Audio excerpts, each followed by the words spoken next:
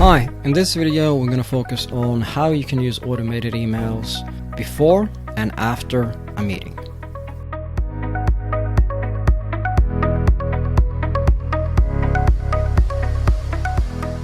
Now, you might want to ask yourself, why would you want to send automated emails before and after a meeting?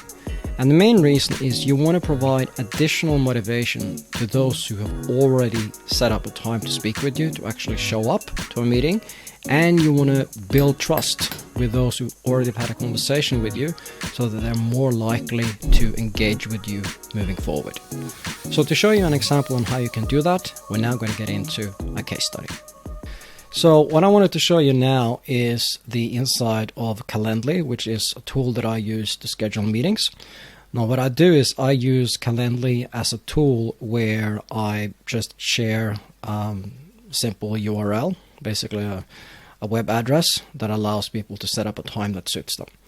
And what you see inside here is a setup where I've added emails to be sent before and after they have set up a time to speak.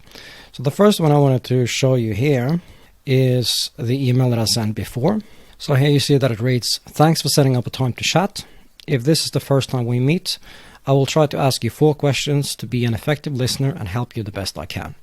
To find out what they are, click here." And this link goes to a video.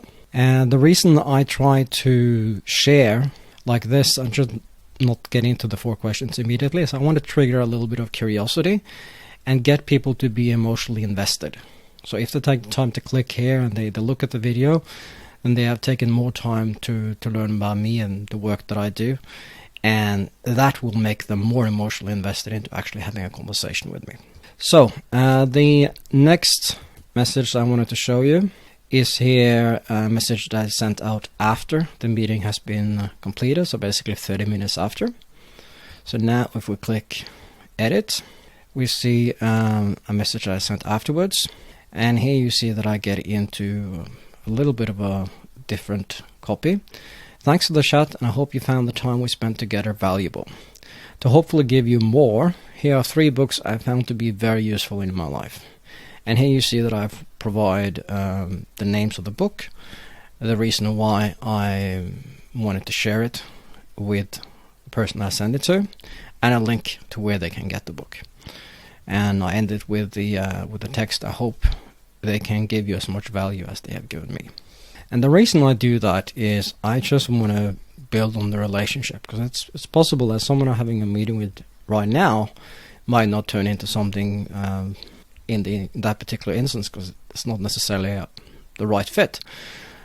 However, if we keep on sending out messages and make sure that we do it in a automated fashion without being too intrusive, it might nurture that relationship to a higher level. So what you see here is I've added additional meetings. You see that I've added additional messages to go out. So here you see that there's a message on how to book meetings, 3 simple steps to get sales, and your about section. So if I now click on how to book meetings, you see here that what I've done is I've added a little bit of a blurb before I provide a link for them to see a video. So what I do in the back end is that I try to shoot videos weekly. And every time I shoot a video, it's another video that I can provide a link to in the message going out. So in this particular instance, for instance, it says, "I shot a video on how you can book meetings from interactions on LinkedIn." It really applies to any message you get through any medium, so I thought I'd share it with you. The reason I put that in is I want to provide motivation for the person to actually click the link. And I try to keep the messages relatively short because I don't want to come across as being overly spammy. And that's how I get into that. The next one, 3 steps to get any sales. You see that I'm following pretty much the exact same model. Here I'm just making a little bit of a change towards the end, I think. If you find it useful, please share. So here you see that the copy reads, "Too often I speak with people who tell me they don't know how to sell, so I decided to shoot a little video with 3 simple steps I've tested to work. I'm sharing it with you in case it could help you out as well." And here you see, again, it's linked to a video. So what I often do is I copy the previous message that I have created. So I just click here and then click clone, and then I just change the bits inside the message so that it's different enough to work with the new video that I've linked to it. So here you see it reads, writing about yourself can be really hard. So in this video I cover how you can avoid doing it and still come across in a good way. It was written for LinkedIn, however, a sense you might be able to apply. Here I should probably put in it. Much wider than that. To watch it, click here. If you find it useful, please share. So now I can just click save here. And now you see that we have 5 emails in the workflow. So here you see a very simple example on how you can provide additional messages to come out before and after a meeting to nurture a longer relationship.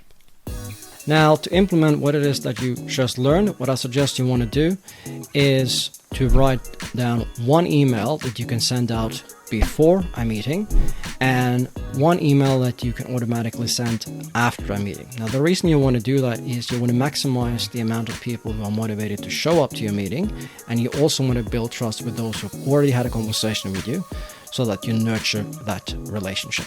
Now, I hope you found that useful. I'll get back to you with more videos on how you can grow your business.